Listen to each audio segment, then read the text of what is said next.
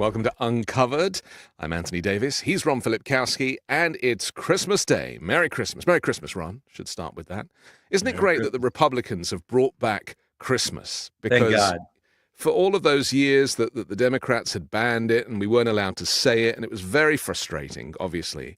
And now it's just wonderful to be free again. I just texted somebody who worked for the Trump campaign. Yeah.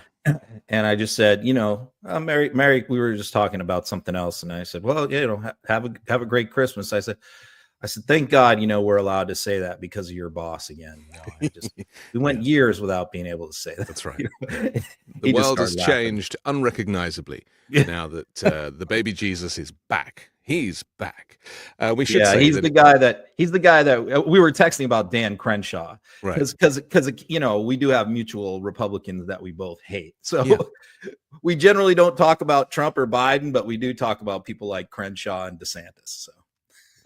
Well, we've got some DeSantis coming up in a little while. I should say that we are pre-recording today's episode, that you and I are spending time with our families, and as much as we love being here, we've shunted by a day. So if anything we say is out of date, it's because this is slightly pre-recorded. Let's get on, though, with Matt Gaetz, because this is a story that's probably going to be discussed over the Christmas dinner table. And that is that the ethics report has been released. And lo and behold, it turns out that all of the rumors had some truth to them, didn't they? They sure did. It's I knew that some of the sordid details were going to be even worse than what has been reported. And, people are digging in and posting things online. Yeah, some of the text messages are pretty bad. So basically what he was doing is using his girlfriend at the time to basically almost like a Jeffrey Epstein style deal, except for she was doing it online, where she was going on different websites, where there were single girls, young women, and scouting, finding them for him. And she would act as the intermediary on the money part of it, because I think he paid 14 different women and one girl over $90,000. So he was paying them like $400 a pop, I probably shouldn't use that word. 14, an encounter, let's say that. But she was the one doing all the negotiating. And then there was one that was just unbelievable, where she says, hey, he's a little short on cash this weekend. Can you, what did she call it? She called, the term that she used was customer appreciation weekend. Can we make this customer appreciation weekend, like give him a discount? Right. It's a U.S. congressman who's negotiating with like a young woman, trying to get her down from her $400 fee. I mean, it's pretty bad report all the way around. The other mystery thing here is one Republican had to cross over and vote with the Democrats to release this report. We don't know who that is, because everything that this committee does is secret. Their votes, their deliberation, their discussion, that's the way it has to be, because they're policing their own people. So it was very unusual today for Michael Guest, who's a Republican congressman, to come out and say, it wasn't me, because they're not supposed to say anything like that. But he wanted everybody to know it wasn't me. So I think that is could open up the floodgates a little bit I think that we are eventually going to find out which Republican voted to release this, because another Republican, probably a staffer, is going to out that person. Yes. And that person's going to take a tremendous amount of heat from MAGA. That's for sure. This guy was Donald Trump's first pick to be the Attorney General of the United States. Yeah. Accepted the nomination, quit his job in order to take this job, and it didn't trigger anything in him about his own skeletons in his own closet. Did he not think that this stuff would come out? I think that he knew it was coming out. And I think that when Trump broached the idea of him being attorney general, or maybe Gaetz broached it, he saw that as his way out of this mess. Right. I think he saw like there was no way out of this mess. And then that came up and a light bulb went off in his head where he was playing out the scenario, and he was probably thinking Trump could use his clout and his muscle and threats and all of that to get Republicans to play ball and confirm him. And by resigning, it would theoretically block the ethics report from coming out. So I think he thought like that was his golden ticket. That was his way out of this, so it wasn't just that he got to be attorney general. It was that this was going to be the way for him to avoid accountability on this report and to avoid it ever seeing the light of day. But of course, everything just blew up on him because obviously there was a huge revolt with Republican senators. Trump was forced to pull him out because he couldn't spend all his time on Gaetz. And when he had to shore up Hesketh and Gabbard and RFK Jr., he can't spend all his time on Gaetz. And that he would have spent all his time on Gaetz and lost. And he knew that. So he couldn't afford that to happen. So then Gaetz resigns from Congress. So you resign from Congress. The report comes out and you don't get attorney general. Winning, right? Like this guy, and he lands at OAN, which is like the worst, news network out in America. And he's also doing cameo appearances as well, where you can pay for him to kind of say your name and make a special message for you and your family at $500 a pop. He should charge $400 though to match what he was paying the women. Like have a little trying to get his money back that way. To me, Matt Gaetz thinking that by taking the attorney general job, it gets rid of all of his legal problems reminds me of a certain somebody. It's like Trump running for president, who just decided all the legal problems go away. There you go. That's clearly the way to, if you're a criminal, if you've broken the law, if you're a sexual abuser, sex offender, all you have to do is either run for Congress, run for president, run for Senate, maybe a local governorship, and everything just disappears. Amazing. Yep. It's great. It's like a immunity, a get out of jail free card. I mean, literally immunity. Yeah. In the case of the president. Yeah. Right. Let's it's as if we're making this stuff up. It's like an SNL skit, right? And it's all true. It's all true. Let's talk about Lara Trump for a moment, because she is another one who's kind of. Can we just hold on? Yes. Because you mentioned something that made me think of something. Hit me. So a new poll came out that showed a pretty significant number of Democrats, 23%, said that they do not go. They've stopped going to holiday celebrations with relatives, or they minimize the amount of time that they stay because their relatives are Trump supporters and they don't want to talk about politics at the holidays. So this is Democrats across the board. It's not lawmakers. 23%. Okay. Only 5% of Republicans say that they avoid holiday celebrations because they don't want to talk about politics with their Democratic relatives. So there's a pretty good gap there. So I was just trying to figure out, like, what is the reason why there's such a significantly larger number of Democrats that want to avoid those issues versus is it that the Republican Trump supporters are just more obnoxious, you think? Or, I mean, well, put your psychology hat on here. Well, Trump won the election, right? So that's the problem. So they don't want to listen to like rubbing it in, bragging. Yeah. It's the gloating. You're probably right. It's all that stuff of like, you're snowflake. She was never gonna win, and all that stuff. They don't want to hear it. So of course, if Harris had won, maybe it'd be the opposite, right? Yeah, totally, totally. Gotcha. I mean, that's you don't have to be a psychologist for this stuff. I'm telling you. I mean, I've sat because I agonized over that for a couple hours.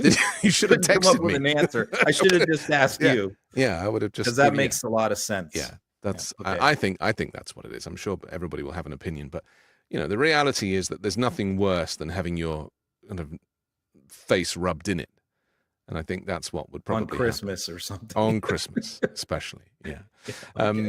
Okay. So Lara Trump. So she has announced that she, after giving it an awful lot of thought. In fact, I've got her posting that she put up here, and I'll read it to you. She says, after an incredible amount of thought, contemplation, and encouragement from so many, I have decided to remove my name from consideration for the United States Senate.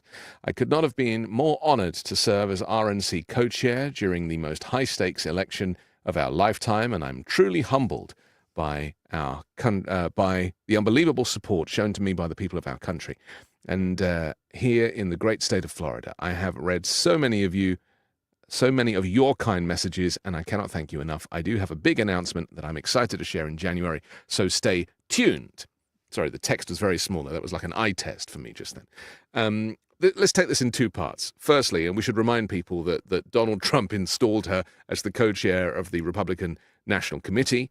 She used her influence, her surname, various things for fundraising and everything else, and probably contributed to Trump's success winning the election, wouldn't you say? No. Okay. No, I don't think she really did anything. Okay. You know, Just I'm like a not going to figurehead. give her any credit. No, there's other people that deserve the credit, not her. Right. But, you know, she certainly deserves some credit for funneling all the money out of the RNC into his coffers. That's for sure. But, you know, my first reaction on seeing that was, oh, she just found out from DeSantis that he's not picking her. Because, you know, what she said is BS. Like, there's no way that she just woke up one morning after much contemplation and decided to take her name out of it after she publicly went on TV a dozen times or more on Fox and Newsmax asking for the job. Trump lobbied for it. Junior lobbied for it. Charlie Kirk, you know, all the MAGA people were out there are, you know, pressuring DeSantis to do it. There's no way that she just suddenly decides, I don't want to do this now. No, that's not going to happen. And I, as I said on this show many times, I predicted there's no way DeSantis was going to pick her when a lot of people thought that he would give in to Trump because there's still bad blood between them. They still don't like each other. I was going to say this. They still are not allies, really. They still have not posed for a photo together. No. I mean, a photo was taken of them together at the law enforcement officer's funeral down in Palm Beach. That's the only photo of them together that's come out in the last 3 years. Right. They went to the Army-Navy game. Trump had a lot of people up in his VIP box. DeSantis is down in the stands. He was not in Trump's box. That was just this past weekend. I posted a clip that I got out of Mar-a-Lago from 2 weeks ago where he was mocking the guy had a customized license plate. I think he had like MAGA, like a Florida license plate. Wasn't it on a Bugatti or something? Trump was saying, how did you get that plate out of Ron DeSanctimonious? He said, I'm surprised Ron DeSanctimonious would let you have that plate. So he's still calling him DeSanctimonious down at Mar-a-Lago. So obviously they're not friends. And there was just no way that DeSantis was going to give up something that juicy, that prime of a Senate appointment to, you know, Trump's daughter-in-law. It just wasn't going to happen. I also don't think that really anybody with the surname Trump wants to take a position where you are held accountable. And because, you know, the good thing about being president is you can kind of golf and delegate, kind of hide. Trump didn't really work much. You know, he just continued to electioneer. That's why COVID was such a disaster for him. He didn't want to do the work. He just wanted to electioneer. And I think that the idea of Lara Trump actually taking a job where she actually has a salary and has to do the job. Yeah. Show up every day and vote. Yeah. I mean, these people are far too wealthy and self-entitled to want to actually do any public service. I do actually have that clip, though, of Trump saying Ron DeSanctimonious. You have to listen very carefully. I couldn't quite hear it when I first watched it, but here it is. Man, where's your car? Where's your Bugatti? Right, it's got the MAGA plate on it. That's the best. Next to your cars. How'd you get MAGA? MAGA? You know why? You know why I got it? He's on a bandwagon. What? He's on a bandwagon all of a sudden, right? There it was, right in the middle there. Ron DeSanctimonious. Yeah, the guy says he's on our bandwagon all of a sudden. Yeah. Well, he's not. But he's just sort of pretending to be. By the way, the point at the end, like where she said she has a big announcement coming up next month. Yes. What do you think it's going to be? So I've been thinking about this today. I mean, there's only so many things it could be, right? She's either pregnant. I don't think it's that. No. Or she is going to take a senior place in the White House as a counselor to the president. That could be. It's definitely not going to be something like with her kids, or like it's not going to be I'm coaching my daughter's soccer team. No. It's not going to be anything like that. I think she's going to take the job that Ivanka had. Yeah, in the previous administration. You could be right. Yeah, like special advisor or something like that. You could be right. I mean, some people have speculated DeSantis let her know she's not going to get the gig, so she's going to let the dust settle on that and then announce she's running for the seat in 26. But I don't think that. But some people think that. Yeah. But yeah, you're probably, or it could be like an ambassadorship. But the problem is, Eric is not going to go to another country. So maybe they're getting divorced. No, I think you're probably right. Or it could be like a new album coming out, right? Oh, that would be great, because the last album was so good. I just played that back to back. Maybe somebody signed her to a recording contract or a tour. Maybe she's going to do like a world tour of her music. Yeah. Could be that. Yeah. I mean, what a gift to the world, especially in dark times, it's like a charity record, isn't it? It's wonderful. Well, Taylor Swift just wrapped up her world tour, so there's a vacancy. There's a vacuum that needs to be filled, and right. Laura's got the talent. So I really do hope that most people who watch this show understand the levels of irony that go on in our conversations sometimes. Because if you're not tuned into it, you think we were out of our trees. Okay, let's move on, because we have a slightly shorter show today, because I appreciate that people need to eat. Let's talk about Elon Musk for a moment, because, as you know, there's been all of this coverage that Donald Trump probably has not been enjoying, that Elon Musk is like running some kind of shadow presidency, that he has more authority than the president, that he's been extending his authority far beyond the reach of Doge, his government efficiency responsibility. Before you answer that, I want to ask you a very quick aside. I have never seen Elon Musk and Vivek Ramaswamy in the same room together. Never seen them photographed together. I don't know that they're friends. I am not entirely sure that relationship, A, is going to last, and B, I just don't know that they're singing off the same hymn sheet. So now have you ever seen them together? No, and I hadn't thought about it, but now that you mention it, I mean, I remember thinking when he first named Vivek to this deal, thinking, how's that going to work? These two guys they have the two alphas. Ego. Yeah, they have to have all the spotlight. How are they going to work together? Yeah. But then I sort of put that thought aside and moved on. But now that you mention it, I will pay extra attention right. to any if I can find anything of them together or any kind of slight, I'll pay attention to how they talk about each other from this point Well, forward. I did a Google search. You might be right there. I did a Google search of their two names, and I searched images, and there wasn't a single picture of the two of them together. There was plenty of comped pictures where the media had sliced and diced, but there was nothing of them together, because you would have thought that a role like this, which is already, as we saw with the budget and the CR and all of the drama associated with that, you would have thought you'd see Elon with his arm around Vivek, and they'd be like, "Yeah, we don't want this deal to be done." Da da da da da. But there was none of that.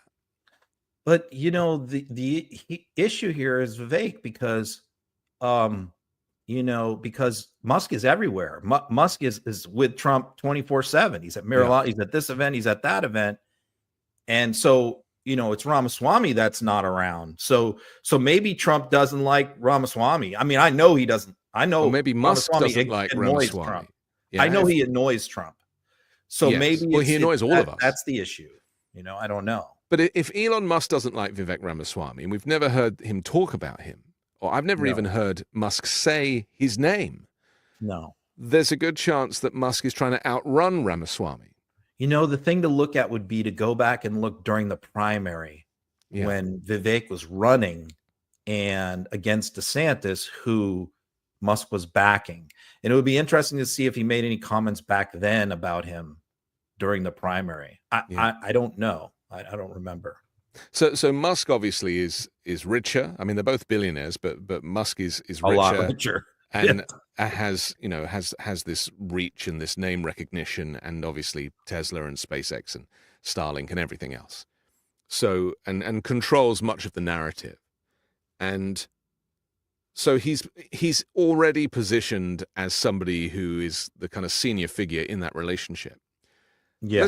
Let's just look at how that impacts Donald Trump, though, because people were suggesting that Trump wouldn't like the fact that there's all this coverage of Musk, but I'm not so sure, because I don't think Trump really works like that. I think Trump loves how rich Elon Musk is, and looks up to him in the same way that he looks up to Viktor Orban and Vladimir Putin. I think he puts him on a financial and power pedestal. Because he knows he's infinitely more financially successful business person than he is. And he needs him. Right. He needs him. He needs him post-presidency, right? So I don't think he would ever rubbish Musk, because it's like taking on God as far as Trump is concerned. And so I think that, well, let me show this clip and then people will see. Trump was asked in this clip if he's bothered about Elon Musk being president. Or no, I think he kind of brought it up himself, didn't he? Because he wanted to kind of answer to it. Yeah, you're right. Sort of out of the blue. Yeah. Out of the blue. But instead of saying Elon's not the president, I'm the president, and Elon's not going to be the president because, it's just not possible. He chose the fact that Elon's not born in America to be the reason why Elon's not the president. He didn't talk about. He addressed it as if it was a serious issue. Right. He like didn't it actually have the intellect. happen. He did. Yeah, exactly, Ron. He addressed it like a child, right? And he even at the end goes, ha. Here it is. And he got over 2,000 units. That's a lot.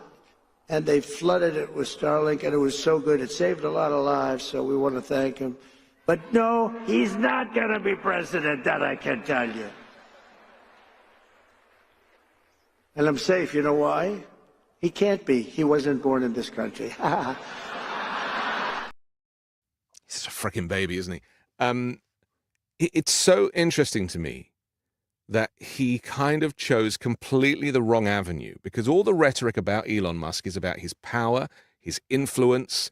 It's not about him running for president or stealing the presidency and breaking into the White House and taking the crown.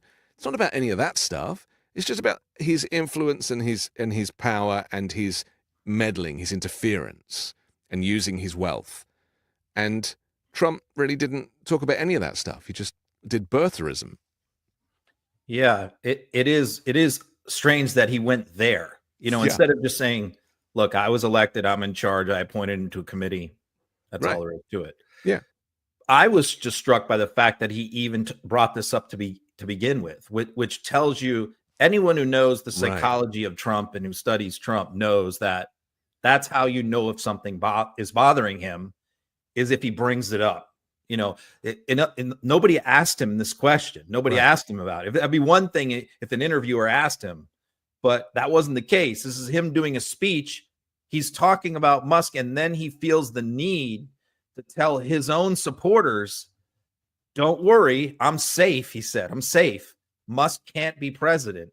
He can't take over for me." But the other thing is how stupid that is, because no one is saying that Musk will be the actual president. Not once has anyone said that. What we're saying is he's running things behind the scenes while Trump is playing golf.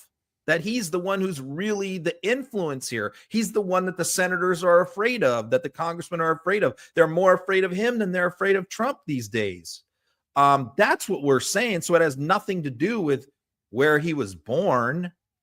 But yeah, so it number one, for him to bring it up showed how much it bothered him. Number two, it's on his conscience. The way he dealt with it was a strange, bizarre, inane way of dealing with it. We have not heard the last of this, and Democrats do need to keep doing this. Yes, do need to keep saying Musk is really in charge. The question is obviously there's some conversations behind the scenes between them, because Musk said that I talked to him. He's good. Like, he knows that, I'm not trying to take over for him. But, I wonder, has Trump really had a conversation with him recently, especially after this budget stuff, and said, "Look, man, you need to chill out. I'm in charge." I think he probably has told him something like that. Like, hey, man, maybe you shouldn't be out there as much. I don't know. It reminded me, because I took my kids to a play date the other day, and the kids whose house we went to loves Captain Hook and the Hook movie, and he has the most incredible costume of Captain Hook, and they found some other costumes to be pirates, so the three of them could play pirates. It was super cute. But there was an argument about who was going to be the main pirate, right? It was like, I want to be the pirate. I'm Captain Hook. I've got the wig. I've got the hat that goes sideways. And then there was a whole kind of thing. And I was watching it, and I'd been, looking at this story, and I was thinking, this is exactly what it is. Trump wants to be Captain Hook, and he doesn't think that Elon Musk is entitled to wear the costume. And it's not about any of that. Because here's what I think. I think Trump is perfectly happy to let Musk run a lot of stuff for him. Yeah. But I don't think Trump wants anybody to think that that's happening. That's what is making him mad. It's not that Musk is doing all this stuff. It's that people think that Musk is in charge. That bothers him way more than the fact that Musk is actually doing it. And Trump just likes the name president. He doesn't really care for the role or the job. As we said earlier, he's not a public servant. And I've been rewatching some clips of him doing interviews when he was president last time, and he was like, what a stupid question. You can't ask me that. I am the president of the United States. Like, he is obsessed with the fact that he's won. It's all about winning. It's all about having this title that is to him the world authority. And I'm sure that he loves the title of being the most powerful man in the world. It's just make-believe. It really is like kids on a play date. And I don't think Musk thinks of it like that. I think Musk is just doing his thing. Musk wants to do the work. He wants to do the substantive policy stuff, for sure. That's really all he cares about. And so is that he wants things done by this government, to this government. Whereas Trump is, there's a few things Trump wants done, but for the most part, it's like a very small percentage of things. Whereas Musk wants to, do everything. So Musk really could be his transformative figure from a policy perspective, working with Stephen Miller and others. But the question is, like, how long will this last? How long will they stay together? Some people think they won't have any issues. I've seen some very insightful people say this is going to work just beautifully. No. And I have seen other people who say it's going to blow up in 6 months. So it's going to be a brawl. I really don't know. Like a fight lot in of it bar. depends on Musk. Yeah. How much does Musk overplay his hand? Musk is a truly compromised, flawed, and terrible person, in my opinion. And I've been watching some interviews with him recently, and if you rewatch old interviews, wearing a hat where you're like, he's actually not that smart. He just has such a authority that he can say anything, and the interviewer's like, oh, really, really, really? And actually, if you really listen to what he's saying, it doesn't make any sense. I was watching him being asked about remote workers, and he was saying, everybody has to stop remote working. I think he was referencing the government as well, and everybody has to come back and do the hours. And he was saying that it's not fair that some people have to go to work and be at work, and the other lot, he referred to them as laptop warriors or something, or laptop people living in La La Land, and saying that if you're working on a computer, then you're not really at work, whether that's at home or anywhere. Yeah. There was no logic to his argument. Didn't make any sense. What difference does it make where the computer What difference does it make? And yet he had a chip on his shoulder about the fact that half the people actually have to go to work, and therefore they are working, but the people who are working from home, he just doesn't think are working. And I was like, this guy is credited with being one of the great minds. But really, I don't know that that's necessarily the case. He has tunnel vision. He also has Asperger's, which kind of helps the focus, the tunnel vision. But I don't know necessarily that he's a genius. Look, let's just take the Midas company. We all work remotely. We're scattered all over the country. We've never met, Ron. None of us have met each other. Well, yeah, I mean, just I met Brett and Aaron, but for the most part, we haven't, right, in person. But I'm the editor of the webpage. I know if my writers are working because I see their stories. Obviously if they're not cranking out stories every day, then they're not working. But if they've done 3 stories that day, obviously they're working. So I don't need them sitting in front of me to know that they're working. So it depends on the job, of course, but they're and there's going to be people who do remote work who screw around and but it's minuscule. This kind of blanket logic. Yeah. What it does is, look, he can afford childcare, and he's got a whole lot of kids. He can afford childcare. The greatest gift of remote work is that people don't have to pay for childcare, which is so expensive in America. Very good point. And I think that really, for me, is why he sounded so completely out of touch. Yeah. And it also gives you the ability to, in my case, move, and live where you want instead of live where you have to. Most people live where they want to live other places, but they're stuck where they're at because of their job. Their job is in their town. Yes. And as much as they would love to live in Arizona, their job is in Dearborn, Michigan, but remote work also allows people more freedom, liberty, right? I thought Musk was for all that. Apparently not. In fact, it's probably a good time to mention his support of the AfD in Germany, because this has become as a bit of a shock to people. And it's anyway. Let me put up his posting, because didn't he put here it is. Yeah, he basically posted on X, "Only the AfD can save Germany," and Jay in Kiev has written, "The most pro-Russian political party in Europe now has the support of Elon Musk, a party that is constantly having its members arrested for espionage in favor of Russia and China. Musk needs to be in prison." I mean, the AfD is the far right in Germany. It is the equivalent of the kind of Nazi party of old. And this is clearly who Elon Musk is. His true colors are presenting themselves. So what I wonder when I see things like this, because this has happened so many times, where he reads stuff and he immediately believes he's an expert, right?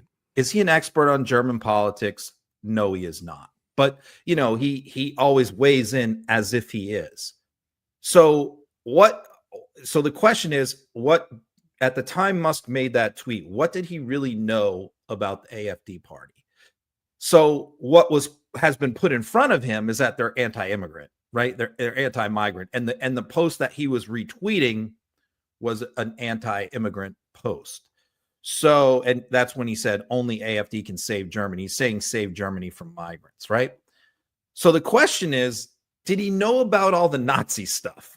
Did he just think this was an anti-immigrant party, pro-white party, or did he understand that these are people who praise Hitler, who want to restore the old history of Germany, sort of rewrite the history of Germany and make Hitler a prominent figure again, who are pro-Russian, pro-Putin? Does he know all that stuff too when he puts that out? Or is this another time where Musk has a little bit of information and is acting like an expert? I don't know the answer to that, but this stuff happens a lot. I could take a guess, because I think that what you describe is more like how Donald Trump behaves. Trump gets a little bit of information, like he watches a documentary on the Panama Canal and suddenly thinks he knows everything about it. We'll come to that in a minute. But I think with Elon Musk, he is smarter than Trump. He reads more than Trump. And I think that, I think he knows exactly what he's doing. You may be right. I mean, I'd buy either one. Yeah. But he's either certainly way, demonstrated evil intent.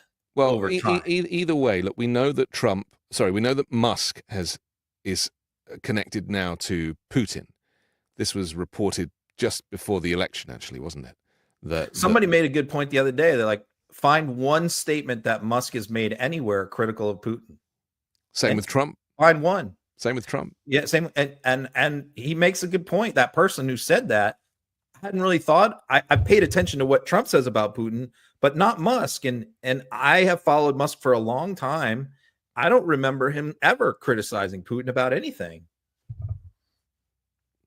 I mean, a lot of people have predicted this stuff, Tim Snyder with On Tyranny and these types of people who specialize in this, they have predicted this kind of love triangle of the rich, the wealthy, the powerful. And that's why the word oligarch, which we used to reserve mainly for the kind of wealthy Russians, has now really kind of crossed across all borders.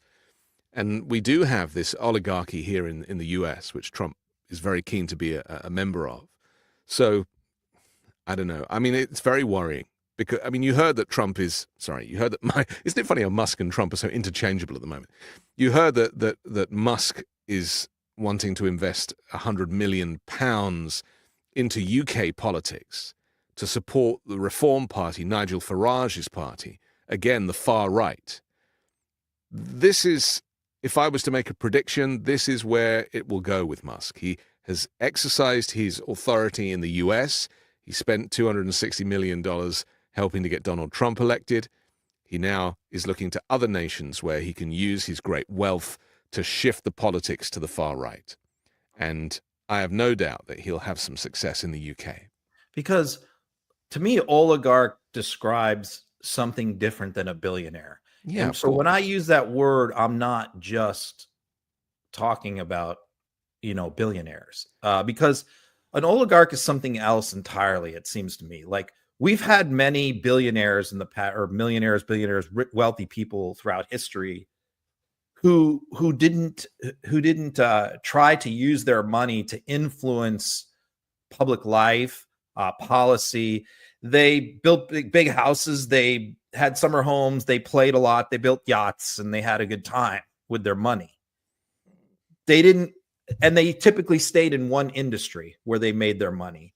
But the oligarch is something different entirely. Yeah. It's someone who uses their wealth and branches out, controls multiple industries, not just one, dominant in one industry, but also semi-dominant in multiple other industries, and always seeking more and more and more, using that wealth, power, and influence to influence politicians, change policy, all of that. To me, that's an oligarch, and it's the best way to describe, what's happening right now in America under Trump. This is a government of oligarchs, and Trump loves these people and surrounds himself with these people. And Musk is certainly the number one. It's interesting because in the UK, we were like 20 years ahead of the US with regard to Russian oligarchs because we had them living and working and owning. Yeah, that's right. They lived there. Right. So we had Roman Abramovich, for example, who bought Chelsea Football Club and was like a bit of a celebrity in London.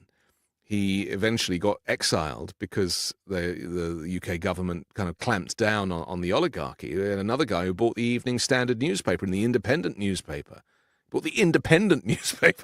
Right? And these are all prominent Russian oligarchs with great wealth, and many of them have links direct to the Kremlin. And, we haven't really seen it so overtly here in the US. And to me, it seems like Putin has his people his in-between, go-betweens. And it seems that Elon Musk is one of these carrier pigeons or Trojan horses or whatever analogy you choose to use. And we have to be very aware of this. We have to expose it. We have to talk about it. Yeah, I wish he did enjoy life a little more, because maybe he wouldn't spend all his time meddling in other people's lives. Yeah. I wish he did have hobbies besides video games. I wish he liked going on yachts, and he did some of that back in the day, but not so much anymore. The guy doesn't even own a home, right? He just works, and he's on social media 24 hours a day. I wish his girlfriends or wives or whatever would be more of a distraction for him and take up some of his time so he wasn't tormenting the world 24 hours a day. But it appears like there's only one thing he likes to do, and that's what he's doing right now. You see that clip with Tucker Carlson from a couple of days ago where his kid comes and sits on his lap, and the kid, Elon's kid, who looks like Elon, says into the microphone something like, "We own SpaceX and, we can do whatever the hell we like." I didn't see that. No. Oh my goodness. I mean, it was the weirdest thing. Like, this kid was like parroting his father. Maybe he'd heard his dad on the phone or something. Yeah. It was super strange. Tucker Carlson kind of laughed it off. Let's talk about the Panama Canal, because we mentioned it earlier. This is, when I joked and said that Donald Trump probably saw a documentary about the Panama Canal, about Jimmy Carter giving it back to Panama and, the shipping paying license fee to pass through and all this stuff. I think he watched maybe like a half or 2/3 of the documentary at 3:00 in the morning when he was rage tweeting, and then got a bee in his bonnet about it, and now won't shut up about it, and is again flexing his muscles and trying to start further trade wars. Let's take a quick look at this clip. Oh, it's not a clip. Sorry, this is just a posting. We will never, ever let the Panama Canal, fall into the wrong hands, says Donald Trump. Just explain the backstory behind this. Oh, no, I do have a clip. Sorry, hang on a second, because that was just we have two on this one, so that was just the still. But here's the clip. It's quite long. I'll just play the beginning of it. Has anyone ever heard of the Panama Canal? Because we're being ripped off at the Panama Canal like we're being ripped off everywhere else. A secure, he just said, take it back. That's a good idea. Where do you come from, sir? He doesn't come from Panama. Oh, yeah, good. A secure Panama Canal is crucial for U.S. commerce and rapid deployment of the Navy from the Atlantic all the way to the Pacific. It's an incredible thing, and drastically cut shipping times down to U.S. ports by days and even weeks. The United States is the #1 user of the Panama Canal, with over 72% of all transits heading to or from U.S. ports. Think of that. So we built it. We're the ones that use it. They gave it away. Considered one of the one of the great wonders of the world. The Panama Canal opened for business 110 years ago and was built at huge cost to the United States, and it really is big when you consider the lives and the treasure, the equivalent of $1.2 trillion today. You don't hear those numbers. 38,000 American men, almost all men, they went there to be construction workers and dig. They were diggers, and they were brave. I literally cannot take any more of that guy. I mean, what is he talking about, Ron? There's all different theories about why he suddenly brought this up. He's also, in the last 2 weeks, he's brought up taking over Greenland again. He's bringing that up again. Yeah. And he's bringing up Canada, Mexico, what other countries has he disparaged, or China, everyone except, Russia. So he is infuriated. France, UK, no one's safe. So the question is, why did he all of a sudden? Because this is the problem. I mean, these people are all our allies. They're all our friends. They're important to, their relationships are important to our country for business and security reasons. So why is he going out of his way to just insult these people and infuriate them? Oh, the EU. He also trashed the whole EU and suggested blanket tariffs on the EU. So why is he doing all this stuff? Is he just erratic? Is he just insane? Does he have a reason? I think he definitely enjoys the reaction, for sure. He gets off on everybody getting upset and all the media stories, and he gets off on the leaders of those countries coming out and giving statements. I mean, he especially got off on Trudeau going down to Mar-a-Lago. I mean, he's the only one who ran down there. At least the other world leaders just fired off statements. And the president of Panama did too. He said, look, no one is taking our canal. No one is setting foot in our canal. This is ours. And Trump responded, we will see. We'll see about that. So what is the reason? I saw a lot of people on social media claim it was this old ProPublica story that was done like 3, 4, 5 years ago that talked about Trump's old company down there had some tax evasion issues, but that's all ancient history. None of that stuff is affecting Trump now. So I don't think it's that.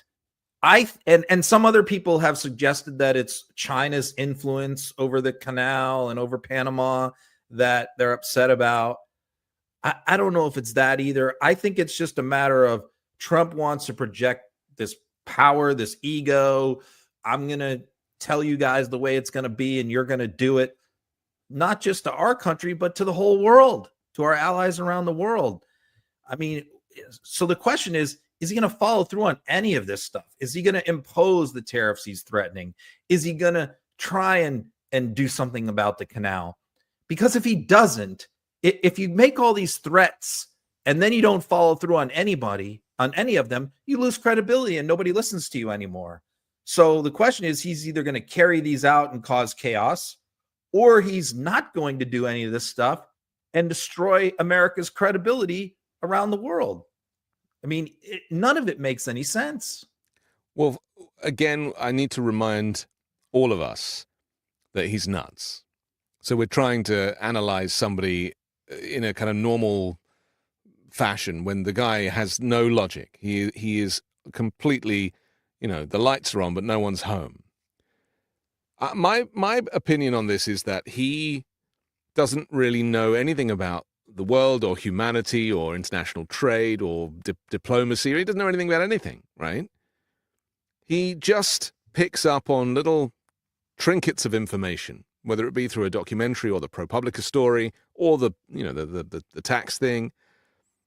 And he's like, show business, right? I can make this look like a thing. I can go to war with this.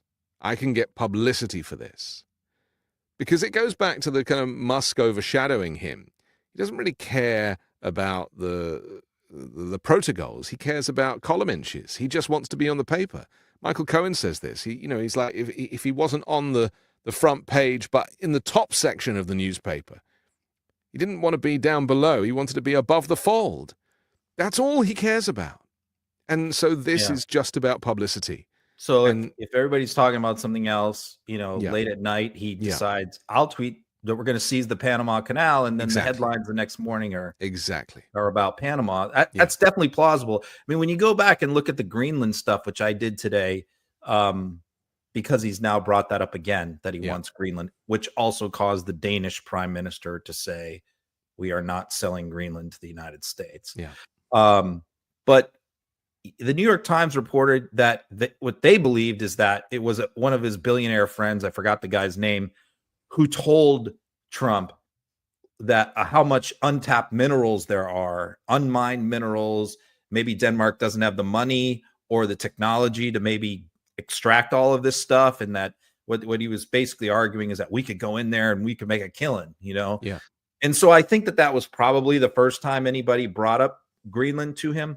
But when he was asked about it by the New York Times, which was like one of those behind the scenes interviews that it's not on camera, he said, he says, I love, this was his quote, which is, I love maps and I love looking at maps, and I could just stare at maps for hours. And every time this is what he told the New York Times. And every time I look at a map of the globe, Greenland always jumps out, catches my eye because of how big it is. Look at how big Greenland is. And when I look at that as a real estate developer through the lens of that. And I look at that and I say, we should have that. That's just a big plot of land with no people in it, with all these, that should be America's. And so that's why I want Greenland.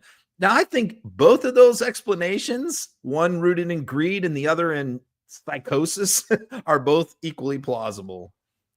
I mean, if he likes maps, he should have known that Namibia is not pronounced Nambia for a start. I mean, come on. This guy is so dangerous because he doesn't think about all of the humanity behind all of these announcements. The number of people who suddenly feel insecure about their jobs or their homes or their lives. He's literally wrecking people's livelihoods, even by making these announcements for fun.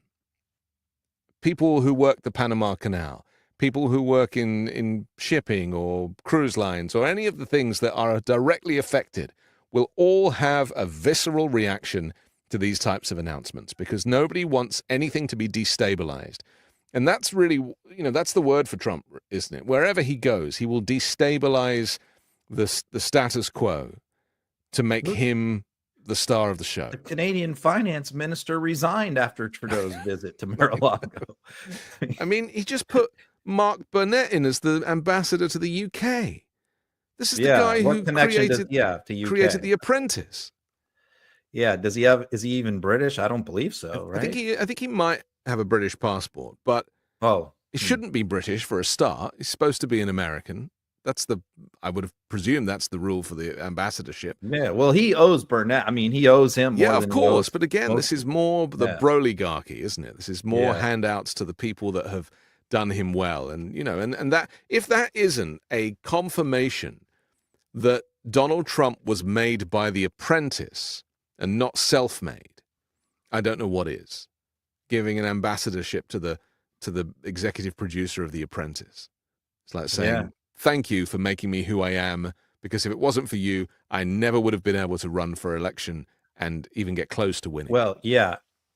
Not only thank you, but I still think Burnett has a lot of tapes of Trump that's a rumor, isn't it? Never aired, that has a lot of bad things on there. So the rumor was that Trump used the N-word on set. Right. Yeah, and worse. Yeah. And worse, yeah. There's I mean, if you're filming a show like that, I mean, there's probably a lot of tape that never aired, right? Sure. Thousands of hours of tape. Yeah. And he probably has it or has access to it. And I'm sure there's a lot of that stuff that could hurt Trump. So that could be another reason for giving him the job. Not just thanks, but, got to keep this guy quiet. Yeah, I mean, the appointments have been coming thick and fast. I mean, didn't he just give a assistant defense job to somebody who invests in defense contracts? I mean, it's like, seriously? Yeah. The fact that these are coming so fast, what that tells you is that these deals were already made when they were writing their checks during the campaign. Yeah. Like, it was already known, like, you're going to get this, you're going to get that. I mean, because how does he have all these in the can ready to go so fast, all these appointments? And you're right, he's cranking out like 10 a day now. Yeah. He didn't do that last time. And I think it's just because like these deals were all done, except for the Guilfoyle one. Maybe that one was a little more spontaneous. She gone to Greece after she caught Junior out on the town. Yeah. And Herschel Walker gone to the Bahamas. I want to know who was the guy who was supposed to get the Greek ambassador deal. What's he doing right now? He's probably gone for a job at the Panama Canal. Let's talk about Speaker Mike Johnson, Lil Mike Johnson. We should probably kind of bring people up to speed on the continuing resolution, which Elon Musk tried to derail.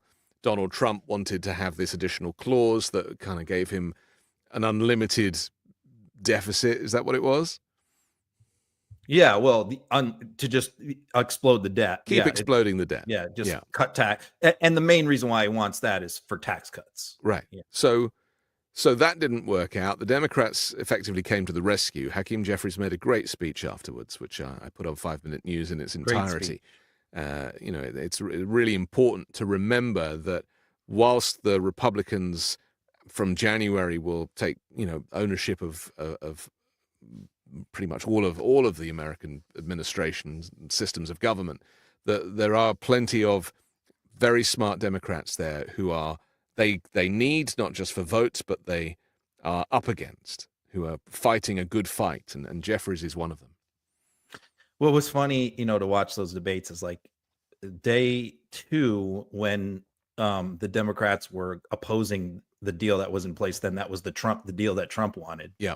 And Musk wanted was the second deal. That, the Democrats, that's when Jeffrey spoke. That's when the Democrats rolled out some of their stars to speak that night. and then the next day, nobody really knew for sure what the Democrats were going to do 100%. But then when I saw DeLauro and the other guys, Pallone from New Jersey were the two spokespeople for the Democrats, which is like, an 80-year-old woman from New Jersey and from Connecticut and a 76-year-old or whatever from New Jersey, I knew I'm okay. The Democrats are voting for this now because they didn't have anybody speak who is let me just say a dynamic speaker. Yeah. Okay. So that told me that they were on board, but but so we got it done. Largely the original deal that they wanted got done. But the question, the real drama when we get through these holidays, as soon as we get back, is the speaker election. Is January 3rd. It's 10 days from now. Yes. 2 weeks from now. So that is going to be, that's going to be fun because I don't know who's going to run against Mike Johnson, but someone's going to run against Mike Johnson. And the right wing Breitbart, network, which is pretty wired into the far right. That's why I read them. They said that they think as many as 25 House Republicans are already lined up against Johnson. Now you have to keep in mind that speaker elections are not just within the party. Okay. It's Democrats get to vote in these things too. And Republicans have right now a 3-seat majority. So it only takes 3 Republicans to come off of Mike Johnson to make Hakeem Jeffries speaker. So they can't go into this without a united front, they can't be divided is the point. And so there's some speculation, will Hakeem Jeffries, if it comes down to like where he's staring down the barrel of Mike Johnson or Speaker Jim Jordan, yep, will the Democrats back Mike Johnson? Or will they continue to kind of keep their powder dry and sit back and let Republicans fight it out? All I know is there's going to be high drama around this. The question is many questions. What are the Democrats going to do? Who's going to run against Johnson? Is it going to be one person or multiple people? And then, who's going to back that person and how many votes is this going to take? Are we going to get a far right super Trumpy speaker? Or are we going to get a moderate establishment guy? It's going to be a lot of fun to watch coming out of the holidays, watching this drama. I don't think Mike Johnson is speaker. I just don't. In a way, I kind of hope he is because I think he's the weakest Republican that they could possibly be in that role. And anybody they replace him with will be worse. That's what I think. He's also a Trump loyalist, and Trump likes that. And so I think that there'll be, obviously, we know how much pressure. Another big question. Yeah. Will Trump stay out of this? Definitely not. You don't think so? Yeah. He's in with both feet. He's not staying You think out. he's in with Johnson, though? Yeah. Oh, I do. I do. I believe that Donald Trump again thinks that he has full authority over all Republicans in Congress. And so you think he'll really come in hard for Johnson? I have a feeling he might. Yeah. Because he didn't for McCarthy. No, I mean, he said he supported McCarthy, but he didn't make any phone calls or do anything. But McCarthy had some autonomy. But Johnson, I don't believe, has any autonomy. I think that that is correct. You are right. He's a little show pony. Which shows why it was so dumb for them to replace McCarthy. And that's why I put out a tweet. I actually said, like, none of what just happened last week would have happened. It was Gaetz that replaced McCarthy. If McCarthy was speaker, none of that happens last week. Yeah. McCarthy makes that happen on the first try, right? Because McCarthy is a deal maker. Yeah. And he's not, he actually had leadership skills. Right. He was a habitual liar, but he at least knew how to like keep most of his people pointed in one direction. Well, he was a game player. He was a senior game player. Johnson doesn't have any of that. Johnson is influenced, easily influenced. Let's take a look at Mike Johnson. Come as well. Elon Musk and I talked within about an hour ago. And we talked about the extraordinary challenges of this job. And I said, hey, you want to be Speaker of the House? I don't know. He said, this may be the hardest job in the world. I think it is. But we're going to get through this. We are going to unify this country, and we are going to bring the America First agenda to the people beginning in January. We cannot wait to get started. I hope you all have a great holiday. Yeah, he was saying that to Trump, and he was saying that to the kind of America First senior puppet masters, Because But why he would gave you say something the away America there. First agenda in that moment? We have Trump this weekend bringing up on his own the fact that he's the real president, not Musk. Yeah. Now we have the speaker revealing right there that he brought up to Elon Musk, do you really want to be speaker? Do you want my job? So we have the Speaker of the House and the President of the United States both talking about whether Musk is going to take their jobs. Right. That's kind of not normal. Yeah. Nothing is going to be normal about this incoming regime. And it very much will be a regime and not an administration, as I've said a few times now, and I'm just kind of sticking with this. And I think that, whilst it's pretty scary with some of these appointments and the threats. I mean, what Trump was saying about trans people at a speech the other day just floored me. I was like, wow, this is now at a whole new level of offense and abuse. And he's not going to pull any punches. And that's why he's doing Greenland and Panama, because he feels like he's king of the world. That's right. Yeah. Right. He definitely feels a lot more confident going in here. Yeah. Than last time. I think, I think you're right. And so that's unfortunately the egomania that we're going to have to deal with over the next 4 years. But I think we can comfort ourselves in knowing that a lot of this stuff is performative. A lot of these threats are empty, and you don't want to do a Justin Trudeau. You don't want to run to Mar-a-Lago and kiss the ring. You don't want to do an ABC News. Panic. Right. You don't want to do a Joe and Mika. You want to stand up for what is right. I think there's a balance. You don't ignore him. I think there's a lot of Democrats that think that that's the solution. Yeah. You don't ignore him, and you also don't freak out and panic over him.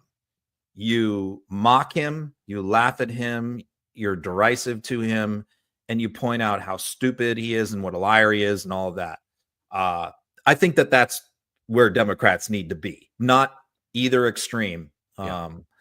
And I think that most Democrats now understand that a lot better than they did, in 2017. Yeah, definitely. Some lessons have been learned.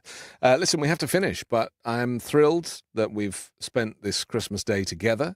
And I wish you and your family happy holidays, and to everybody watching as well. It's a privilege to have the opportunity to have these conversations every week, even on Christmas Day. So enjoy the rest of the day, and there's no rules. You can eat whatever you want, just go back in. Go back in, yeah. Ron, we'll come back next week and do it again. If you want to download the audio podcast, that'll be available later on tonight. And don't forget to share and comment down below. And we'll do it again next Wednesday. Thanks a lot, Ron. All right. Merry Christmas.